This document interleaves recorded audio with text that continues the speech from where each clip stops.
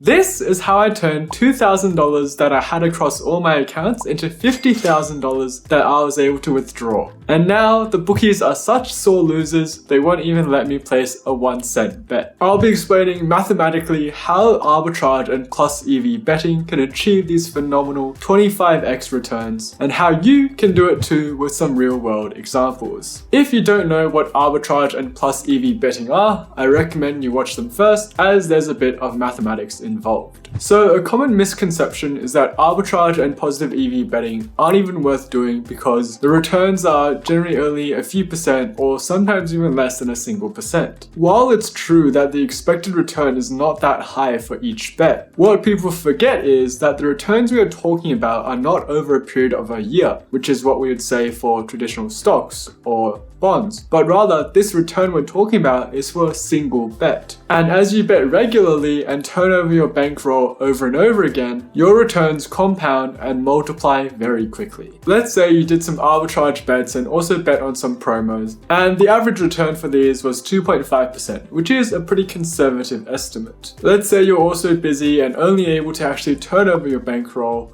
4 days a week. Over a year, this equates to 208 days. This means the returns will be 1.025 to the power of 208, which is equal to 170x. So hypothetically, if you started with $2,000, you would end up with $340,000 after a year. This is all due to the power of compounding returns. And a 2.5% arbitrage might not seem like something worth doing, but a year later, it will turn into something phenomenal. However, I was only to achieve a 25x return on my initial bankroll of $2,000 into $50,000. And I have to admit there are a few limitations to the above calculation because eventually the bookies will stop you. However, 25x returns or about $50,000 in profit is definitely very achievable, and this is how I went about doing it. The first step in growing my $2,000 was to take advantage of the free money that comes in the form of deposit offers or first-time risk-free bets.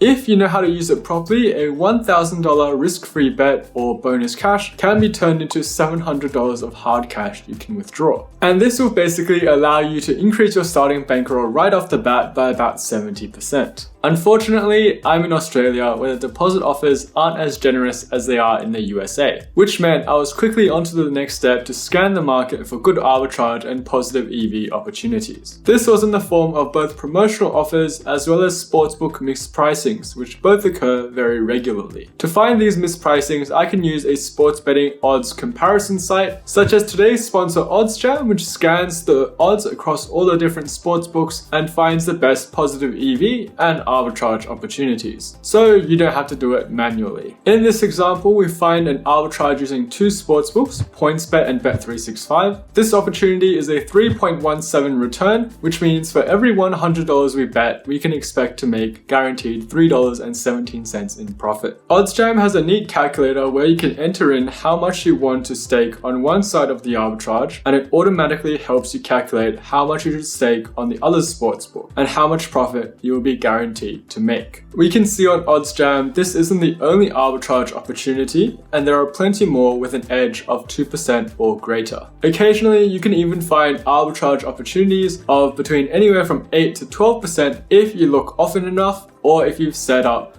automated email alerts. In my experience, I like to diversify my bets in the case of its positive EV to reduce my risk, but even if it is an arbitrage, I still like to avoid large bets as it can draw the bookmaker's attention. And therefore, your bet is more likely to get rejected and the sportsbooks may end up limiting your account. However, a few hundred to a couple thousand on each opportunity is generally fine. But I'd still recommend breaking them up into smaller sizes like $50 and placing them one after the other, in case one sportsbook doesn't let your bet go through, which could leave you exposed to a huge loss on the other side. Oddsjam has the latest odds data across the United States, Canada, Europe, and now even Australia. So if you have access to some of these bookies, then you are in luck and you're easily going to find plenty of good opportunities. They also have a simple to use, automatically updating bet tracker feature to help you keep track of your performance. As an added bonus, you can get 25% off the subscription by 1. Using the link here or in the description down below,